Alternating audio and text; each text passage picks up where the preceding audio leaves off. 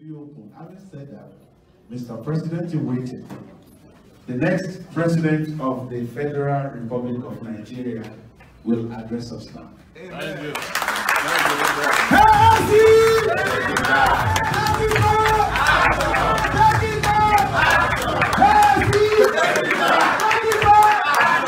If you believe in Sowore, if you believe in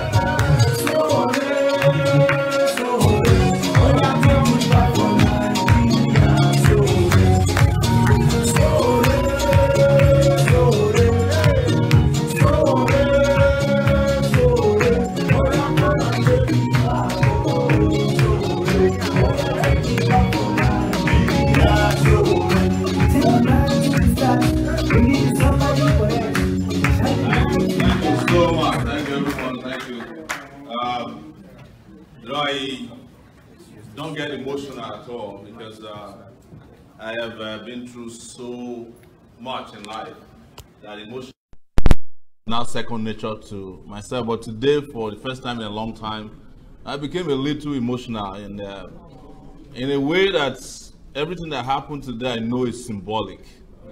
But I have a history with this particular hotel, and I'm going to reveal it today. This was the hotel where the decision was made actually to start Sahara Reporters. Yes.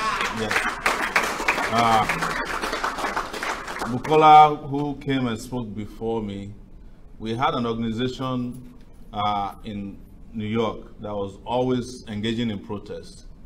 And it got to a point where each time we had a protest, we had to go and beg the Nigerian media representative in New York, representatives to come and cover us. They would never cover us. So I called them one day and said, why don't we set up our own newspaper and start reporting what is happening? Because the only newspaper at that time was the African Abroad, managed by Kaba. And we go and meet Kaba. Kaba will say what we are doing is too controversial. He prefers to be covering people who are doing parties. And that's how he was surviving and sustaining the newspaper. So I went upstairs to meet Bukola and Dr. Dada, who is now in South Africa. And we agreed that we should set up a newspaper. But the question they asked me that day was, how is it possible, Sowore? Why don't you stick with what you know how to do, which is protesting and disrupting things? Newspaper is not going to work. But the rest is for the future. But also a few months later, we had to come to this same hotel when Nigeria was at another crossroad. Yar'Adua was sick, and everybody within the Nigerian political system connived amongst themselves to prevent Jonathan from becoming the president. The Nigerian National Assembly, the judiciary, police, everybody were in alliance to keep a dead Yar'Adua in power rather than allow a Jonathan that was alive to become president. So we came to this hotel to form a parliament in the diaspora, headed by Oke Ndibe, I think at that time. And we kept fighting, and while we were fighting, Yar'Adua died. And we had to dissolve that particular parliament. So we are back here today, again, to make a special decision on behalf of Nigeria, in the same hotel in New York City. And that is this decision to present a candidate that can turn the fortune of Nigeria around, from misfortune to real fortune. And I want to thank all of you. I mean, I cannot count how many people. If I want to thank everybody here, I will mention everybody's name. But particularly, I want to thank Malcolm Fabi, who was the guy at the University of Lagos. And I will say this again. I'm not trying to give an acceptance speech. I'm telling you a story, which is what I do all the time. I was to graduate from the University of Lagos after I had been expelled twice. And the school authorities would not allow me to go. They wanted to hold on to something. So they looked for something and found out that I had one class, one exam to go. And after writing the exam, it was 2-part exam. One professor gave me 4/50. And the second professor gave me, I think, 45/50. And I needed one more mark to make it to graduate. So Eventually, they met and looked over my paper and discovered that I got the workings of this. It was a statistic question up to the answer, but the answer was slightly incorrect. And they asked the professor, how is it that somebody got the workings and he couldn't defend it? Eventually, out of shame, they remarked the paper and I passed and I left. But the day I didn't know that the Nigerian Airways still existed at that point. And we figured out how to get to somewhere they were in Ikeja, and they had a flight going to Yola that night. So Malcolm and the student union leadership went and brought money from the student union and bought me a ticket. It's the first time I got on an aircraft ever. Yes.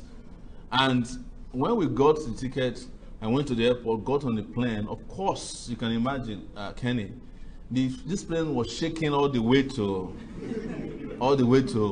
but when we didn't get to Yola. When we got to Jos, as if it was planned, the pilot stopped in Jos. He said he cannot go anymore, that he has run out of fuel. Yes. And that there was no way they would take me as the only passenger going to to Yola that night. So they dumped me in Jos, and I then went to town on a bike to look for a vehicle that could take me to Yola from Jos. They said it would take 5 hours. At this point was 7 p.m. Yes. So, and the last car had left that was going to Yola. So I came back to the airport. I said, I have nowhere to sleep. There was only one guy left, the radio guy, the guy who receives radio signal from. So the radio cranked on, and he said another flight was coming from Lagos to Jos and is going to Yola. The guy said, this one looks like a miracle, because I'm looking for a way to kick you out of the airport. Now they have asked me to stay.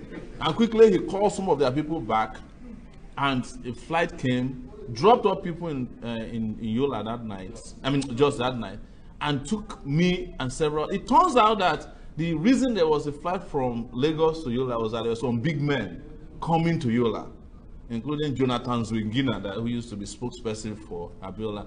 When Zwingina saw me on the flight, he said, how did you get on a plane? I said, you are supposed to be a terrorist, you know? It was a joke he cracked. So I got to Yola that night. By the time I took a bag to Yola, it was 11:15 p.m. Because they thought I was not coming, they had closed the camp, with the hope that they would announce that I didn't show up in camp.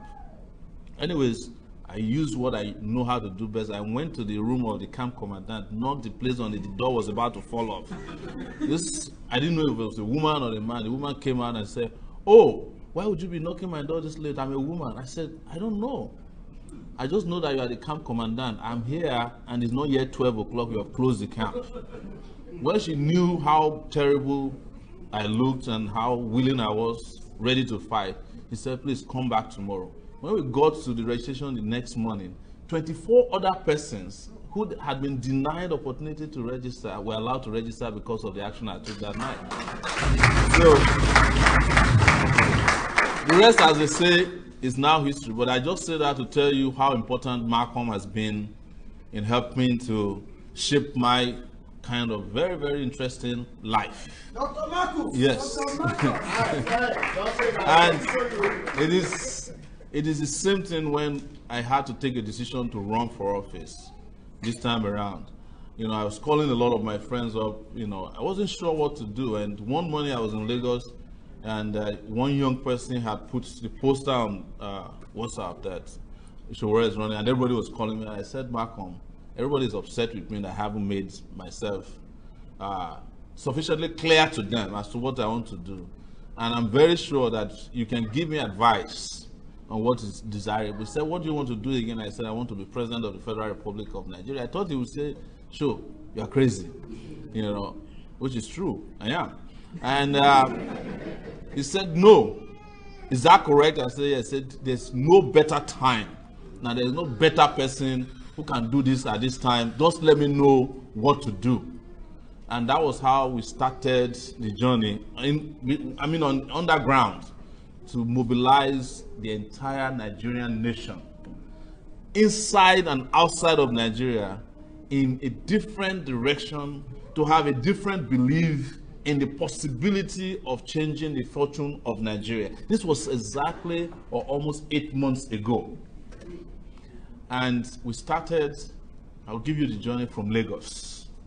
And when we started in Lagos, of course, everybody thought it was a crazy idea. They mocked us, made fun of us, and I took a flight after the Lagos first town hall meeting and came to the US. And Malcolm called me again and said, sure, I saw you were in Lagos. Now that you're in the US, can we try to do something in Maryland? I said, fine. We got to Maryland. I said, Malcolm, how many people are you expecting? He said, if we are lucky, we'll get 50 people to attend this town hall meeting. But of course, all of them were alarmed at my look. I had 3 parts on my hair. I had my mohawk all the way to the back. One of them said, can we just buy a clipper and shave your head? You know. The other one said, you know, you have to change the way you dress. Can I buy you a suit? And we had that argument all night long. I refused to cut my hair, refused to change my dress, but I wore a jacket over my usual, you know, casuals. And we got to the event venue and there were 200 people waiting in Maryland. Yes. So I looked at Malcolm after we were done. I said, Malcolm, how did we do? He said, well, I don't know what is happening anymore, but it looks like this is going to be crazy. We better be ready. And as we were there, the group in Philadelphia called us and said, we want to host you in Philadelphia. While we were waiting, a pastor in Maryland, and I'm sure he's watching wherever he is, sent somebody and said, I just watched you live. Can you come to my church the next morning? And we went to that church and spoke. That was where the idea of being a hurricane started. I was the least prepared. When I was going, Malcolm said, sure, I know you might go and say something crazy in this church. But if there's a way you can just be a little, you know, moderate. I said, what do you want me to say? He said, you should preach love. I said, Malcolm, there's no way. there's no way you can make me preach love. There's just too much hatred in the world, and we have to say the way things are. Anyway, before you know it, we're in Philadelphia. From Philadelphia, we went to Detroit. By the time we were done with Detroit, Nigeria was waiting for us. We went to Nigeria. We had an argument as to how it would be possible to make it alive out of the airport. But when I arrived in Nigeria on this trip, going back, there were over 2,000 young people waiting outside the airport. To the extent that typically when I go to Nigeria, the DSS, that is Nigerian Secret Police, will take my passport and they will be passing it around themselves. You know, arguing whether they should detain me or delay me. On this day, I got to the airport, they said, sir, we will bring your passport to you and your bag. Please help us talk to the people outside. I said, who are the people? They said there are thousands of young people waiting out there carrying placards. Generally, I thought we were going to meet 50 people. When I walked outside, they just practically grabbed me and took me. You know, even the people who came to protect me couldn't find me in the midst of all these people. That was how the movement started. We went to Ibadan.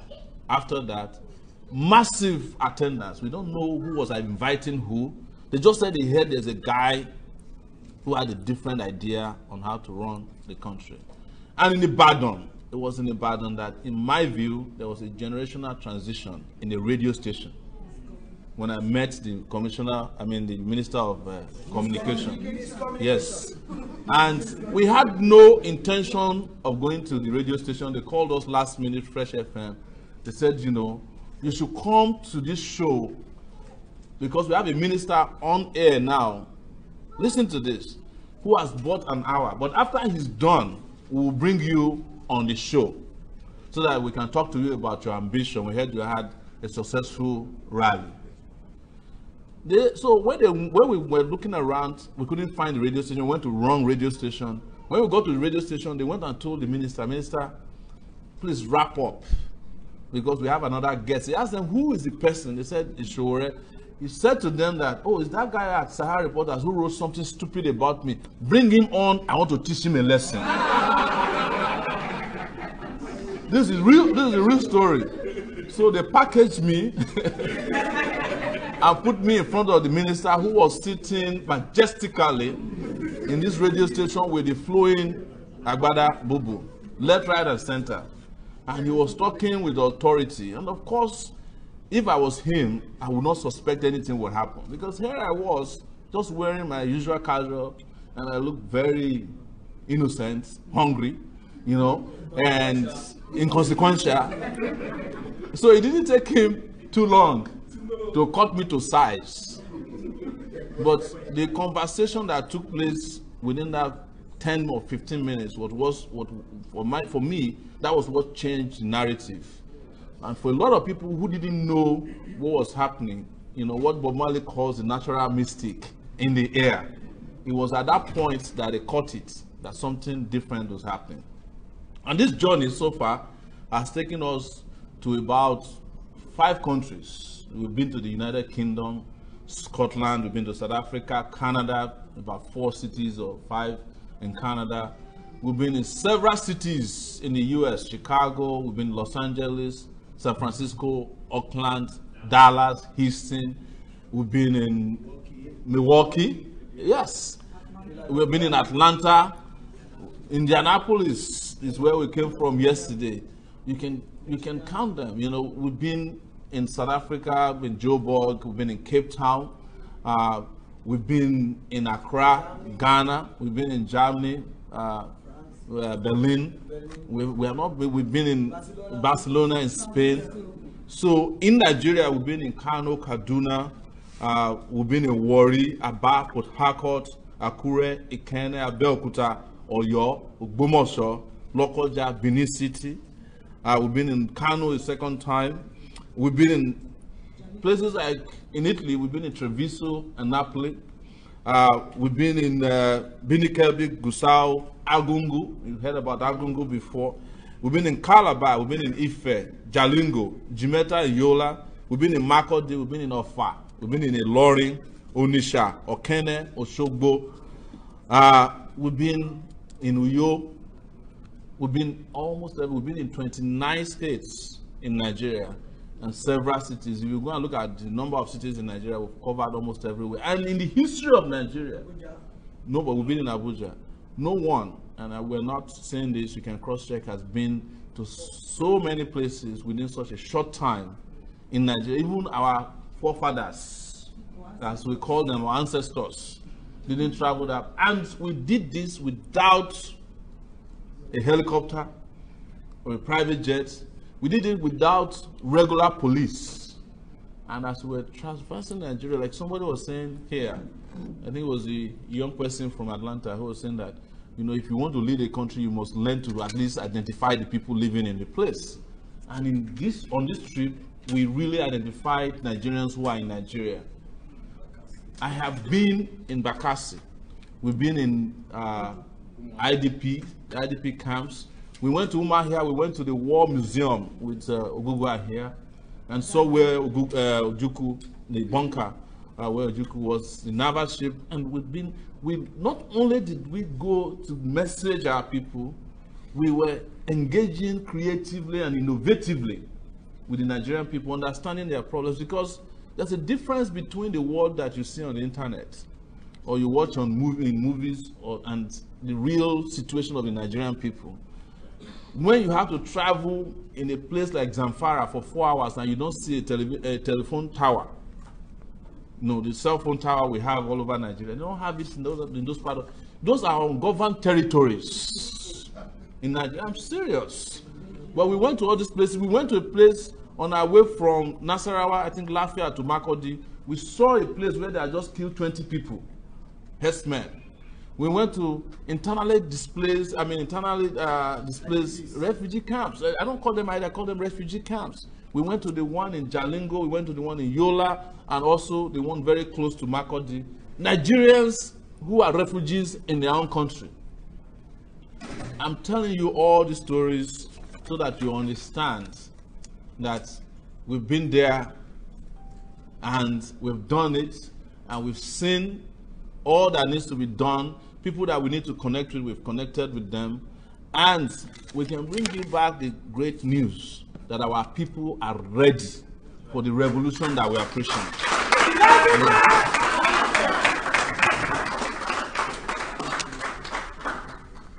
even within the Nigerian media, as cumbersome as they are, they have to acknowledge that each time we have the necessity to engage with them, that they have seen substance as opposed to the deceit that pay them their bills or they pay their bills. They've been trying everything they can to downplay us, but we told them that it is we people in this movement that started the report yourself strategy or way of disseminating information. So some of them called me one day and said, you have not come through the editors to be messaging. How is it that people know about you? I told him, I said, stay there. You know, it's the same way you questioned me when I started Sahara Reporters. They said to me, you are not a journalist, so how are you going to be able to write to captivate the public? Oh, you are not going to do print newspaper? Do you think that you can reach our people without printing newspaper? I told them in those days that newspapers are going to the museum. Why am I going to waste my time producing things that are going to... I'm not trying to create a museum. I'm creating a new form of outreach to the public in a way that you guys would never believe. And that's what happened with Sahara Reporters. But why do you think I decided after 12 years of doing Sahara Reporters to do this? Is that, you know, even at its best, Sahara Reporters did its best, but the media by itself alone cannot change society. It's leaders, people with vision, people who can match vision with action that can change the world. And if you look at the world, only a few people have played this kind of roles before. And I'm not saying that I'm in any way special. No, all of you are even more special than I am.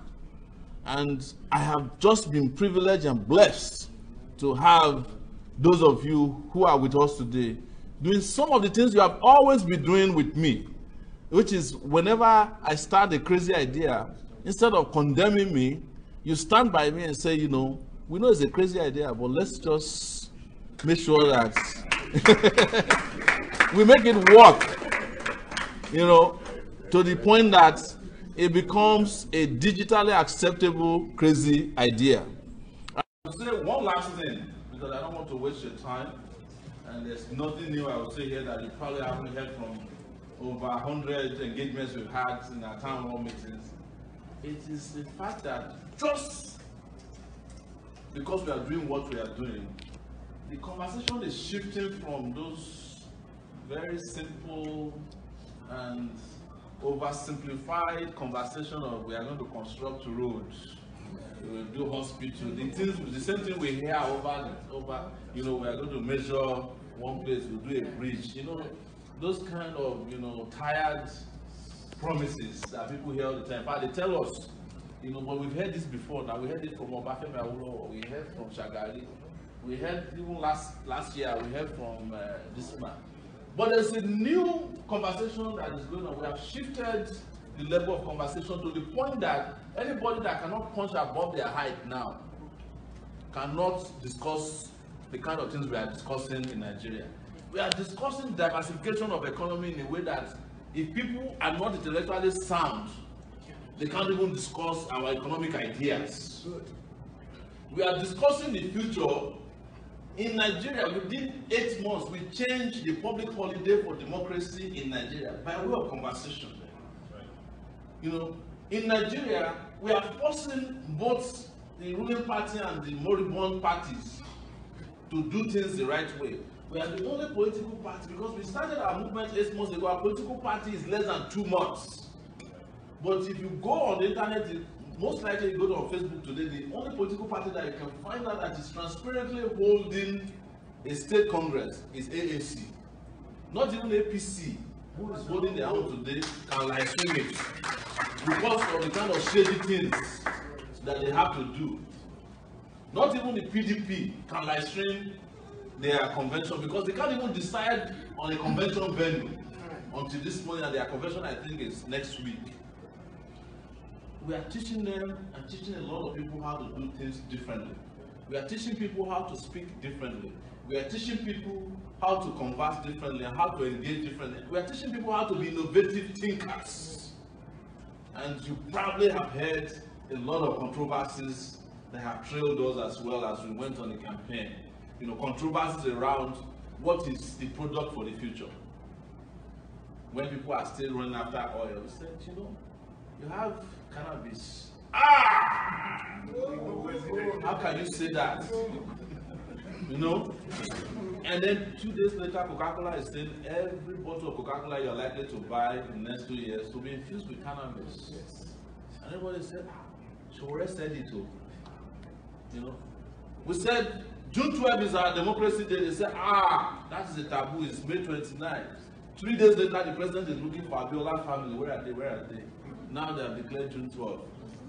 Even roads that they didn't want to complete, pensioners that they didn't want to pay, minimum wage that they did not want to discuss, we posted it on them.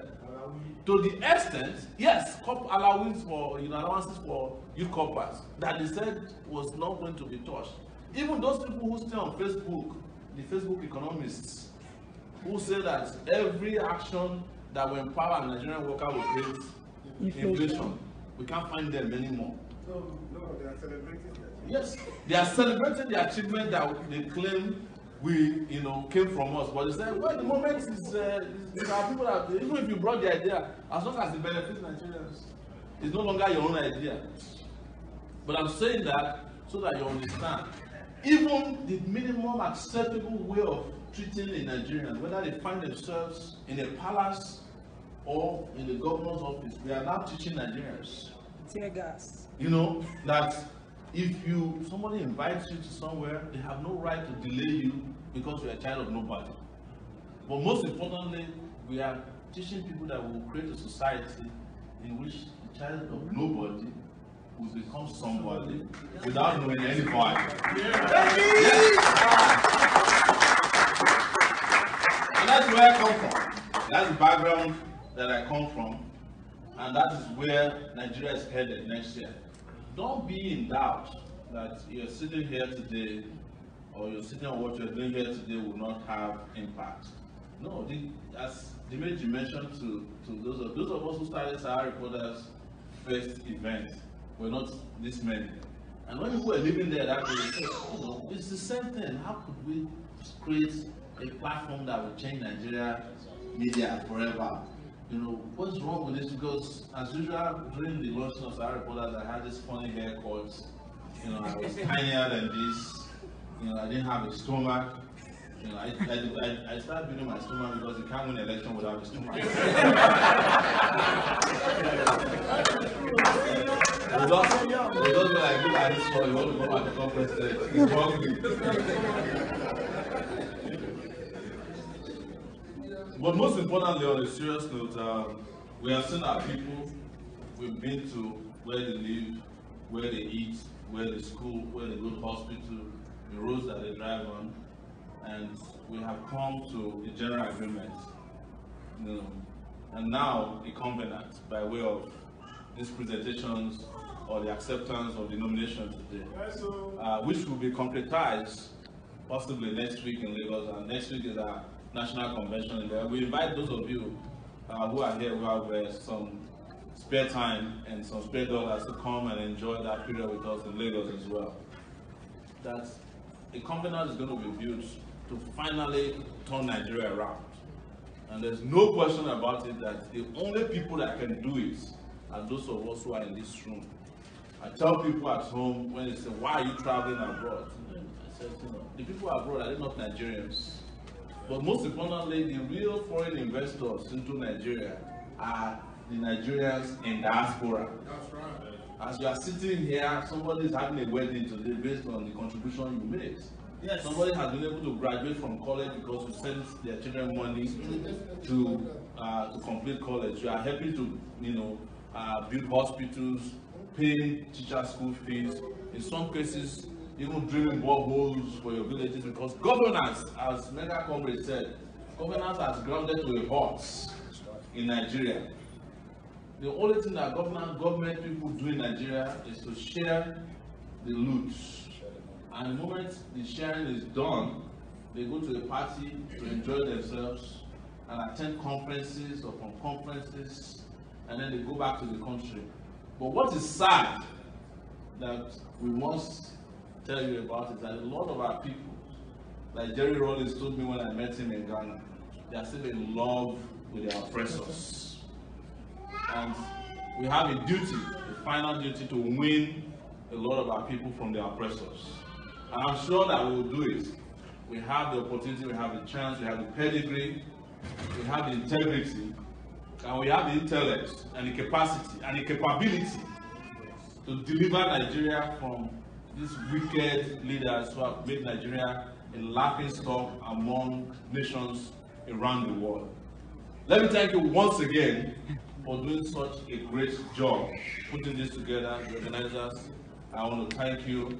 I want to thank Dimitri here, Pius, the Detroit team, Ohio, Dotun, Mega Comrades, Mechi, and I won't forget to thank Ogugua, who's in the house, who followed us to Nigeria when we did some of the most dangerous maneuvers traveling by land in those areas between Port Harcourt and Warri, where we met over 20 police checkpoints. Near places that the police, we had the police to dig the highway so that they can create checkpoints. They will dig holes in the highway so as to slow people down to extort money from them. I also want to single out someone in this house who made it possible for me to have the stamina that you see. Right? And that's Dio. I think we'll be here.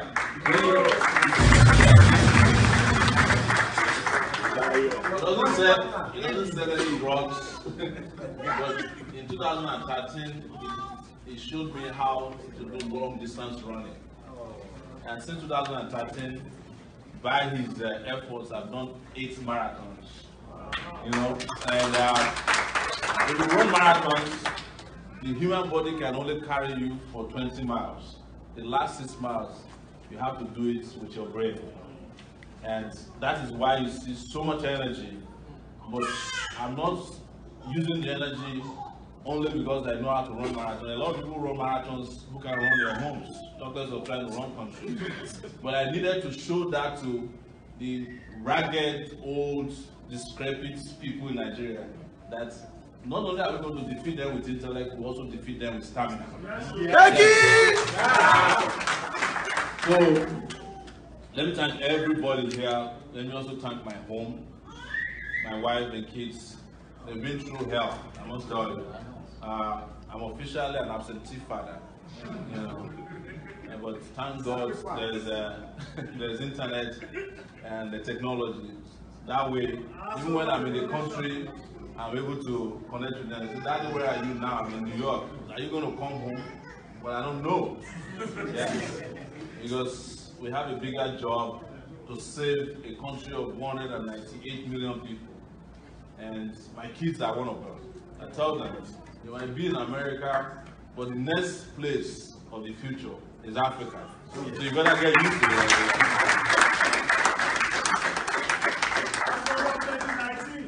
Yes. We may not even live in Aso Rock. Yes. I've been telling people you might need to convert the place with, you know, children's hospital. Find somewhere in town to live. A lot of big houses in Abuja, guest houses that nobody sleeps in. We can use those ones and sleep. It's just to sleep overnight, but do the real work that needs to be done. Build the country and stop living in palatial mansions with confidence. Right. So, again, let me thank you once again. I'm really, really grateful, and I mean it from the bottom of my heart. You know, as I said, you know, today I'm a little emotional, but you won't see it on my face, but you hear it from me by way of what will happen in the next few weeks in Nigeria. And I'll tell you, we will win. We'll win very, very big. Come February 16, 2019, you have the person standing in front of you who will be sworn in as the President of the Federal Republic of Nigeria. Thank you very much.